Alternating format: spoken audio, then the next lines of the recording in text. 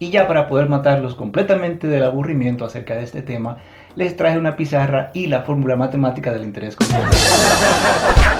Pero para aquellos que sí están interesados en saber cómo funciona la magia del interés compuesto del cual Albert Einstein está hablando, pues básicamente la fórmula es esta. CF representando la cantidad final, CI representando la cantidad inicial, multiplicada por 1 más el porcentaje, por eso está dividido entre 100, todo elevado por el tiempo. En otras palabras, el total del interés compuesto que recibes por el dinero que pones es multiplicado por 1 más el porcentaje que te están ofreciendo a través de un periodo de tiempo.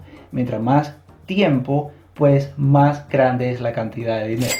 Más debajo tengo un pequeño ejemplo. Si quiero saber el interés compuesto que voy a adquirir al invertir $1000, por ejemplo, a una tasa de interés de 8%, pues en un tiempo de 10 años voy a tener aproximadamente $2158,92 sin hacer absolutamente nada.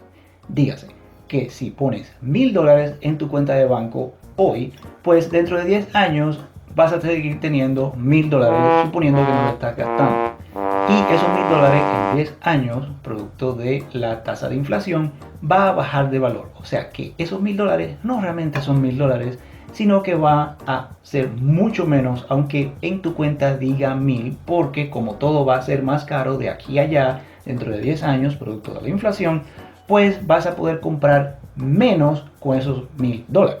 Ahora, si tomas esos mismos $1000 y lo pones en una cuenta de inversión, por ejemplo, el ejemplo que tengo aquí abajo, y lo pones por un tiempo de 10 años a una tasa de interés, por ejemplo, de 8%, pues sin hacer absolutamente nada, al poner esos $1000 en esa cuenta de inversión por 10 años a 8% de interés, vas a tener el doble de esa cantidad sin hacer ni pedo.